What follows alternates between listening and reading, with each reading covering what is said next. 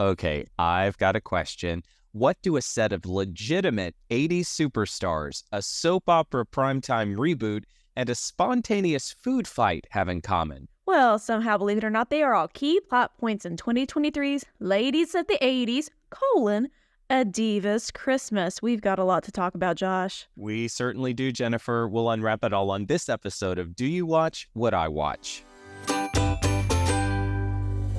So we open to a very beat-boppy Christmas tune in where else? California. And we get our opening credits, and it's very clear to me that because all of these women are legitimately divas, Jennifer, that they have done billing in alphabetical order. So let's recap here. It is Lonnie Anderson, Morgan Fairchild, Linda Gray, Donna Mills, and Nicolette Sheridan. How many of these 5 women have you heard of before you had to watch this one, Jennifer? I've heard of all of them. I will be honest, I haven't seen much of any of their work, though. I know Nicolette Sheridan was in Desperate Housewives, right? Which I never watched, but I knew her more probably from that. And Donna Mills, let me double check. I'm pretty sure Donna Mills plays the mom in one of my favorite Hallmark Christmas movies. Hold on. Should have looked this up earlier. She's been in a lot of movies, my goodness. She has. Hold on. Yes, she was the mom in 12 Gifts of Christmas, a classic in Mouse. So I'm sure that's not what she's known for across the board, but that's what I know her for. How about you? There you go. I've heard of all of these. You know, my mom was a big fan of a soap opera in the 80s. So I saw a lot of these women on these sort of very dramatic shows. Lonnie Anderson, obviously a big star of the 80s. So I was familiar with all of them. But obviously they are playing to a generational card with this one over at Lifetime. So let's see what happens with this. We are on the scene of a Hollywood production. We see a really, really frazzled producer. His name is Alex. A Bobo Entertainment Tonight gives us the whole premise for the show here. The case of a famed soap opera, The Great Lakes, is reuniting for a special live Christmas episode. So we wind up getting a vintage slap sequence that literally makes me LOL, where they've got these women gussied up like they're in the 80s and they're slapping each other. It's pretty funny. So the stepmother of the cast, Morgan Fairchild, playing Margot, is getting a pep talk from her publicist, ? She has a secret that she hopes isn't fodder for gossip on the set, so stay tuned for her backstory. Donna Mills here, is also nervous, and Bobo FaceTiming with her daughter on the way to the set. She has drama with Juliet, played by Nicolette Sheridan, who is now a big business lady and feels rejected by Dana. So, a coffee truck arrives on set, and the barista Nell apparently has history with our producer, but turns out she's actually not a barista, and they are pretty flirty from go. She is the director he hired for the show. And I'm kind of like, okay, what's going on with this coffee truck that showed up on set? It was an odd choice for me. Because he acted surprised to see her. Yes. So I thought it was just a mighty coinky dink that she was also the coffee truck girl and they knew each other from back in the day. But he hired, it did not make sense to me. Also, she remembers how many years, months, days since she's seen this guy. And yikes, if that's supposed to be charming, I'm not charmed. I had the ick, as the kids like to say. Indeed. She is really into him, so much so that checks out his assets, and we literally get a tight shot. She has an idea for using a star to represent the 5 ladies reuniting, and this is just cheesy on top of cheesy. Lily, played by Lonnie Anderson, is there, and she's fresh off something like Celebrity Survivor or something. Yeah. She looked great. looking great. And she shows up with an entourage and trunks on trunks on trunks of fashion. So it's very clear what her character is. Linda Gray, as Lauren, is sneaking fast food despite her high-profile natural vegan lifestyle. Dana shows up to set. Turns out Alex played her son on the show. So Alex is connected to this show. Now he's the producer for this reunion special. And I really appreciate that they tried to make these characters' names kind of referential to what these actresses' real names really were. I thought that that's true. I hadn't caught that. Yeah. Yeah, very handy to keep tabs on who's who in this one. So the ladies immediately pick up on the romantic tension between Alex and Nell and tease the two of them. Ruh-roh, here comes a surprise. Juliet is there, and we get a warning from Margot. Fasten your facelifts, baby. It's going to be a bumpy weekend. Okay. So when Nicolette Sheridan shows up, she's dressed up looking like David S. Pumpkins from that SNL skit. Like she had this like black duster with these orange circles all over it, and it looked very Halloween-y. I do like that they've made these ladies all kind of like the Spice Girls. Like they each had their own little like character thing about them. That made me laugh. But yeah. They're doing a Christmas morning live broadcast. That's why they're together. Apparently so. Yeah. Anyway, Dana is not going to stand for it. She's not going to do it if Juliet's there. So she says, hasta la vista. And then she says the B word, which I won't say for the sake of maintaining our very clean podcast rating here. Yeah, we don't want to get hit with an explicit because we covered ladies of the 80s. I refuse. Not today. Anyway, we get early on that the cast is crumbling. The production is in trouble. The divas are despondent. There are a lot of last-minute cell phone convos happening here. Alex considers canning the whole thing and tries to smooth it over with Nell. Lauren gets the cast together. She has overheard that convo with Nell and manages to talk some sense into the rest of the divas for the sake of Alex's career, because of course he has ties to the show in the past. So they are in, of course, because we have to have something happen in this movie because we still have about an hour and 40 minutes to go. We get a photo shoot, Jennifer, to a ridiculous custom song made for this movie, I can only surmise, called, as you might expect, Ladies of the 80s. While we see the gals decorate cookies for the cameras, hang stockings, and Alex and Nell, they flirt a little bit and they wind up holding hands, except Alex a little bit later calls her buddy. So maybe not. Maybe straight friend zoned her. Yeah. Yeah. Anyway, cut to Alex a little bit later. He is writing in his skivvies, as I guess most writers do, and he's really struggling with the concept in the script here. But we get the divas overacting what he's thinking in his brain, so it's kind of these cutaways that wind up being just a little bit funny to me. Yeah, I wrote, why is he shirtless? Lifetime is so thirsty sometimes. They are thirsty over there on Lifetime. Anything that they can do to have a guy shirtless over there. And it made no sense to the plot. It was completely unnecessary. It's not like, oh, the AC went out, I'm hot. It's just, no, just going to write shirtless. Yeah, he just has sub 15% body fat, so we might as well show it off. And referring back to the shot of his hind end a little bit previously, I thought that was a skosh egregious as well. Yeah, definitely. It's not cute. Not a good look. Not a good look. Anyway, Margot, again, Morgan Fairchild, she is sleeping naturally in full makeup and diamonds. And it turns out she actually can't sleep. She has a little bit of insomnia, so she hops downstairs where Lily happens to be awake. She admits that she's been intimidated by Margot for years and years and years, and the two wind up bonding. Well, here comes Juliet, and they reminisce about the snacks on set and sip some mulled wine. Here comes Lauren. She shows up with her sparkling water, and now here comes Dana. So all five of them are together in the middle of the night, and now there's a little bit of tension, and they decide they have to, as Daniel Tiger would say, find a way to play together. Anyway. It all goes back to Daniel Tiger. Everything. Nell is bummed about how things are with Alex, and the divas are there as a group to really try to console and also counsel her. And then they decide to make her over. Uh-oh, here we go. They decide... she didn't ask for this. This bothered me so much. Like...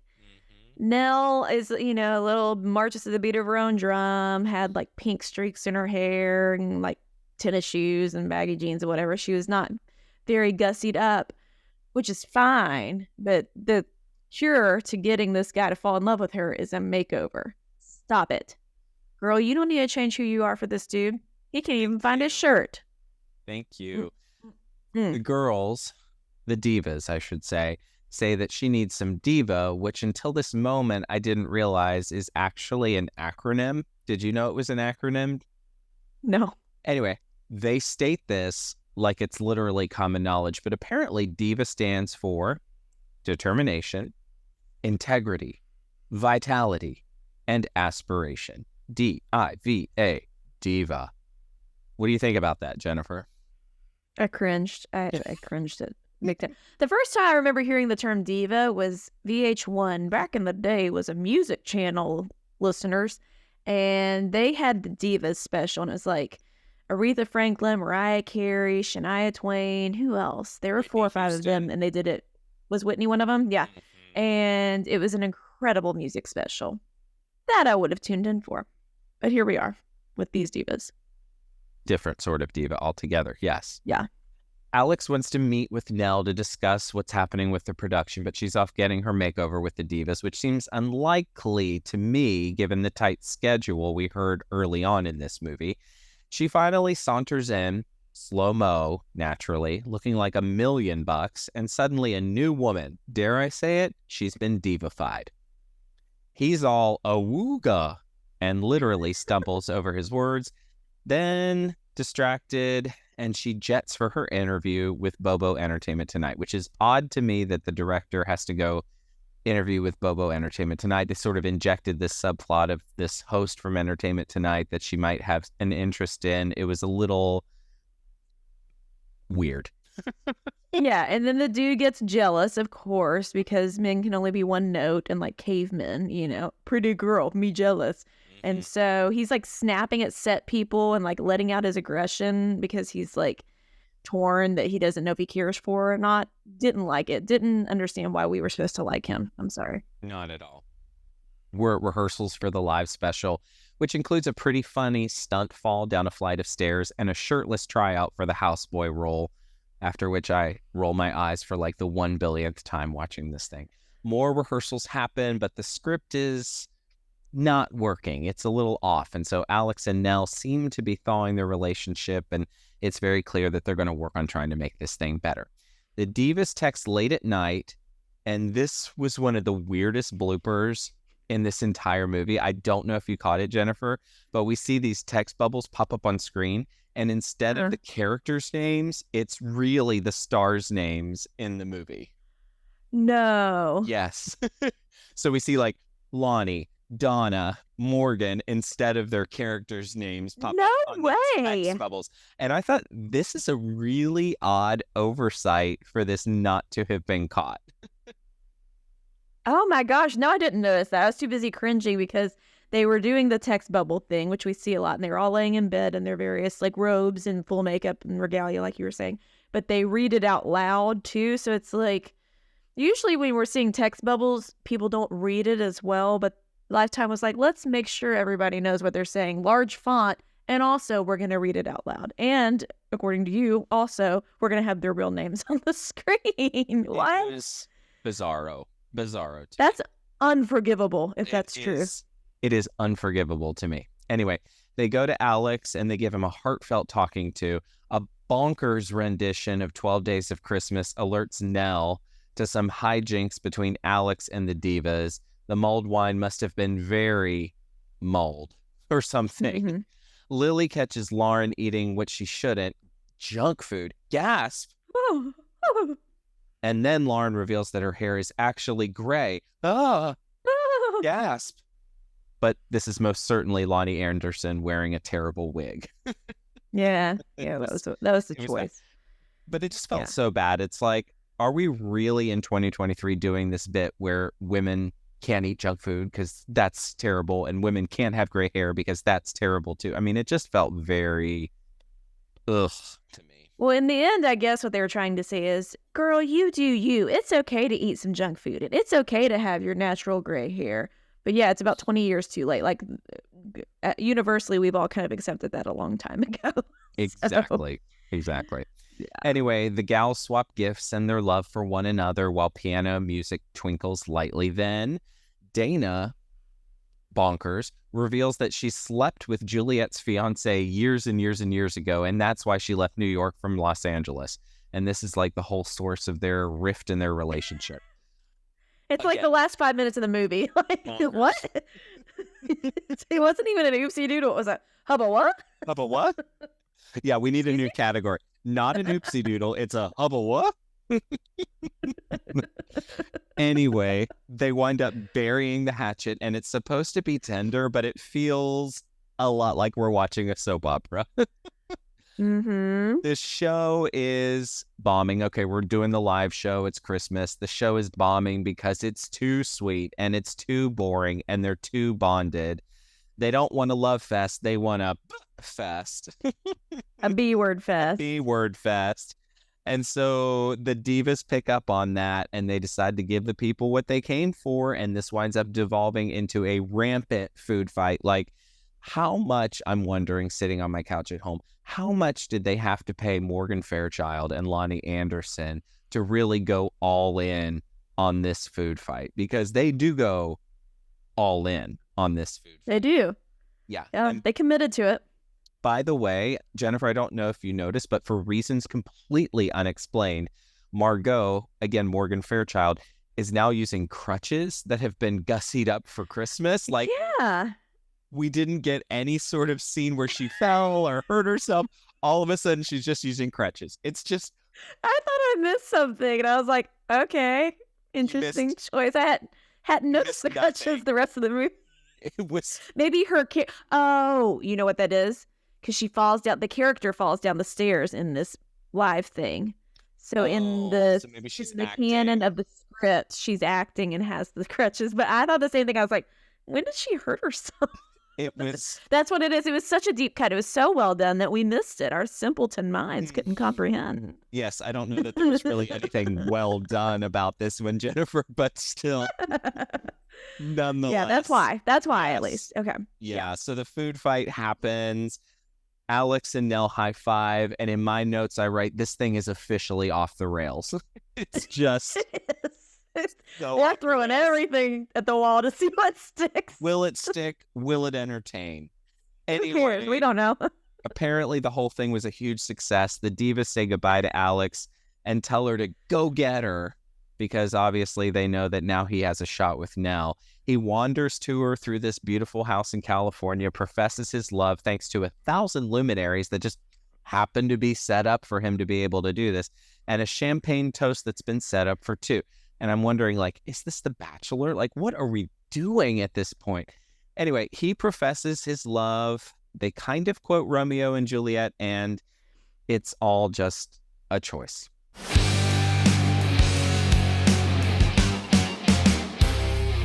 Okay, listeners, it's time for a one-time limited series run of a special segment we like to call Tom's Takes, where Josh's buddy Tom, who suggested this movie, was very hyped about this movie, has sent in his thoughts. And I have not heard these yet, so Josh, hit me with them. What are Tom's takes? So Tom was giving me a live text stream while he was watching this. And so, sorry he couldn't be here tonight. Well, I texted him a picture of the movie poster. I said, "Tonight's the night, my friend, eagerly awaiting your hot takes." And he writes back, "Oh no, I'm at dinner with my wife. Maybe I can watch it on delay." I said, "For sure. Now put your phone down, enjoy dinner with your wife." So He did that. They had cocktails, They had dessert, and I get this text that he says, "Ready to judge the ladies of the 80s. This first thing that he says to me is, "Oof, bad plastic surgery alert." And then he says, "Okay, is most of this movie people talking on cell phones?" Which I have to agree, there was a whole lot of cell phone talking happening in this particular movie. And then he says, "There's an original Ladies of the 80s song put to a montage. Brilliant." And then he says, "So Morgan Fairchild sleeps with a diamond necklace on?" Okay, which I also thought. Well, later she clarified it's not real diamonds because she's poor. She's broke. She's one of her ex-husbands took all her money. Yes. So maybe the cubic zirconia doesn't weigh on your windpipe quite as much as a true diamond would. Seriously. Diamond-y. It all makes sense. It all makes sense. It all checks out. Yeah. He noted the thing about the text bubbles, and then he says, "My wife is not impressed. 2 out of 10. Oof. Ooh. Yeah. He then says the gray hair is definitely another wig, referring to Lonnie Anderson's big reveal. So much Botox. We did check their ages while we were watching this. Turns out Linda is 83, Donna is 82, Lonnie is 78, Morgan is 73, and Nicolette, the baby of the cast, is 60 years old. So these are, in fact, women of advanced age for sure. Let me tell you, let me pray that I even live that long, first of all. And second of all, if I make it that long, I'll be getting some Botox and I'll be trying to still get capture my youth. So I don't fault them for that. I think for those ages, they look great. Mm. And it was weird that Morgan Fairchild is what you said, 73? Mm-hmm. And on the soap or the original series that they're in, she plays the mother to the rest of them. Right. And she's like 10 years younger than Including the Linda, oldest in the who is cast. 10 years older. Yeah. Bizarro. Yeah. So weird. Tom did want us to know that Linda's husband in this movie, the blonde dude that we saw, was also an 80s star. He played in Blue Lagoon with Brooke Shields, which I thought was an interesting. I thought he was the guy from Dukes of Hazzard, but then I looked it up and he was not. So glad Tom came through with that. Yes, okay. Tom coming through with the random tidbit. He noted the thing about the crutches, and then he said, "You'll be giving out so many lumps of coal. Wait until the romantic confession." Oops. And then he said, "Final verdict, cheesy line, bad makeup, mom younger than daughters. We rate it 2 parachute pants out of 10. Oof. Oh, boy. And that was Tom's Takes. Okay, it is time for our gold or coal segment where we each bring 3 gifts. If there's more gold, it's a star-studded sensation. That's hard for me to say 3 times fast. If there's more coal, it should have stayed in seclusion. And if it's a tie, which happens sometimes, it'll just be a meh, Merry Christmas. Josh, as soon as I watch this movie, we don't talk about the movies until we are live on the pod, but I could not wait to hear your thoughts on this movie in particular. Please enlighten me with your Well, I will say I am going to give a piece of gold because I did like seeing all of these 5 women play together. Even if the script was not great, even if the premise was not great, it was nice to see all of them together. I feel like they probably enjoyed shooting this movie, and that makes me happy. And there were legitimately, I thought, a few funny moments that made me LOL just a little bit. So a little bit of gold for me. Yeah, I liked when they were hanging out, like when they were hanging out in the kitchen, and then when they got drunk and sang the 12 Days of Christmas, I thought that was fun. So I will agree with that. But my first gift is coal. I didn't care about any of these characters at all. They weren't well developed. They weren't fleshed out. They were cartoons at best. Yeah. Coal. Yeah. Coal for me for my second gift. This plot is just full of holes. It is bonkers, and not fun bonkers, just like Right. bonkers, like doesn't make sense bonkers. And so you gotta just tighten it up in terms of the plot. If it doesn't make sense, it doesn't make sense. And this just didn't make any sense for me. So coal. I'm coming back with another piece of coal. Their delivery of the script, the dialogue was so bad. And I don't know, maybe it is above us. Maybe because they're pretending to be 80s soap stars who are kind of been out of the game and now they're getting back into it. Maybe they're such good actresses that they're making it bad in the movie, right? But I don't think so. It was bad. It was bad deliveries, bad dialogue, bad. Yeah. And my last gift is going to be coal. This is not at all a Christmas movie. This is not nothing. I mean, you can't put this story and just put some fake snow on the ground in California and call it a Christmas movie. It's a Divas Christmas, and there's nothing Christmassy about this thing. It's just... Well, now one of them did drink her tea, and then when Nicolette Sheridan's character showed up, she was so shocked she dumped the tea in a poinsettia and said, "I'm going to need something stronger." So what more Christmas do you need than that? Must be Christmas. Must be Christmas time. Yeah, no. Pass. I will also give some more coal. Listen, this is the worst Christmas movie I've ever seen in my life. And it's not even close. This was a waste of my time. Time is a currency, especially this time of year. There's never enough time to do all the things. And I spent 2 hours with commercials, so less than that. Fast forwarding on this movie. It was so wretched. It was wretched. It was awful. I can't believe you made me watch this movie. You and Tom got all excited about the ladies of the 80s, and here we are. I want my life back. Add it to my bank account. Yikes. Yeah, so the final score on this one measly piece of gold and 5 pieces of coal. We are definitely saying this one should have stayed in seclusion. Jennifer, question for you. Could anything have salvaged this one for you? This is like an SNL skit. It was so bad that I want them to be in on the bit. Like, I want them to know that it was bad and it was supposed to be funny and like almost like breaking fourth wall or like it was something. I don't know. I wanted something like that from it for them to acknowledge that it's bad. But I think somebody thinks it's good because they made it. They didn't lean into the bit if it was a bit. So if it was an SNL skit or a mini clip on YouTube, I'm sure it would have done great. Where they just showed them having fun and being together. Give me that. That's what's in the previews. And that's not much of the movie. The rest of it is nonsense. Bad. And it leaned way too heavily on this budding romance subplot.